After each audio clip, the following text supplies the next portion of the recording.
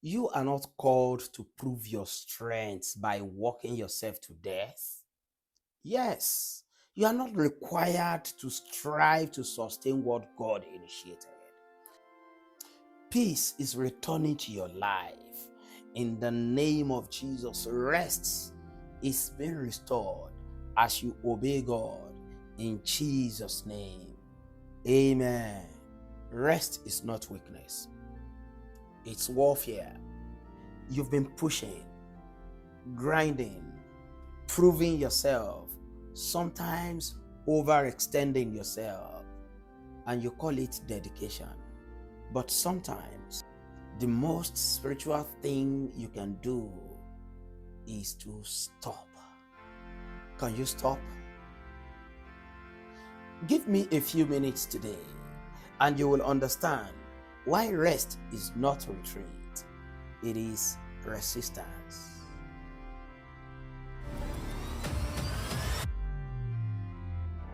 Good morning and welcome to Daily Flow. I am Henry Adesiji, your friend and companion on this platform.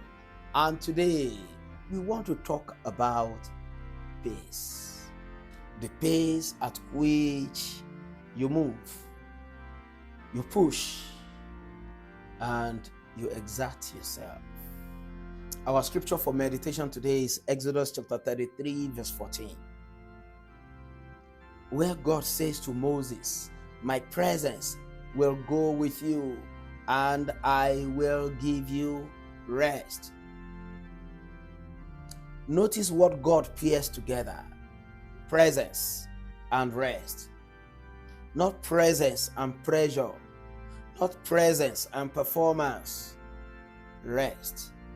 The Hebrew word translated rest in this verse, it means to settle down, to remain calm, to be quiet, to be at peace. My friend, this is not inactivity. This is settled assurance. God did not say, "My presence would go with you and I will give you more work to do." He said, "I will give you rest." Why? Because when God carries the burden, you don't have to carry at the same time. Peace is power. Rest is not laziness. It is confidence in divine responsibility. So many of us are exhausted, not because God assigned too much, but because we assume too much. We say to ourselves, "If I don't push, it won't happen. If I don't control, it will collapse. If I don't strive, I will fall behind." That is not faith. That is fear wearing productivity. Rest is warfare against anxiety. Rest is resistance against self-reliance. Rest declares God sustains what he commands. Please stay with me because this will shift your posture. And if you've been here till this point, please subscribe. Share this with your loved ones and help them too to get to the place of rest. As I was saying, exhaustion is not proof of obedience. Burnout is not evidence of faithfulness. The enemy loves it when you confuse restlessness with righteousness. That is because tired people make reactive decisions.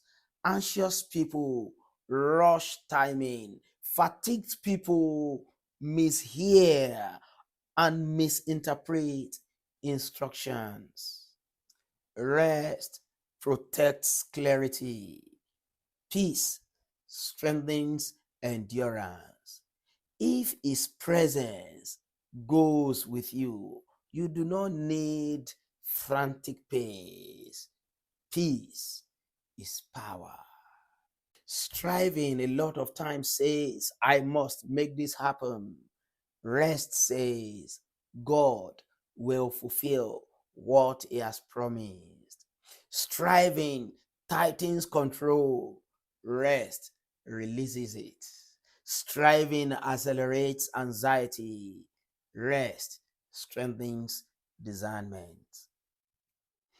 Our action steps today are useful for anyone who intends, who desires to move from the level of striving to the level of those who rest in the promise. 1. Identify the pressure. Where are you carrying responsibilities that God never assigned? Name it. You can write it down as always. Step 2, practice intentional rest. Take one deliberate pause this week. Switch off. Step back.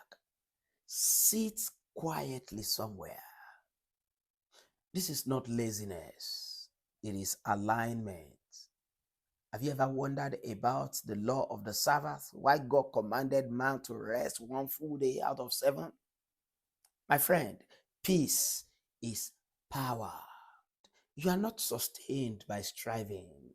You are sustained by presence. Exhaustion does not validate obedience. Peace validates trust.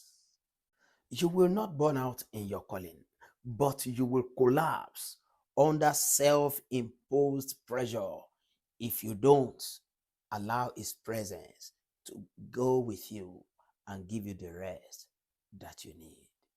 When His presence goes with you, He will give you rest. And I pray that you begin to experience the confidence of that person who goes with God's presence in the name of Jesus.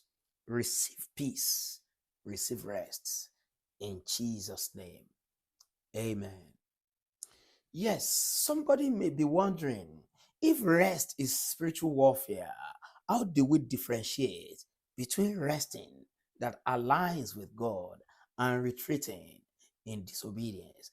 There's a line to be drawn, and tomorrow we'll draw it. Join me on this platform tomorrow for one more step as we go deeper in the journey of covenant and dominion this month. Don't forget, I am Henry Adesiji, your friend and companion on this platform, and I pray for you that your life will continually be a flow of His unending grace. In Jesus' name, amen. I'll see you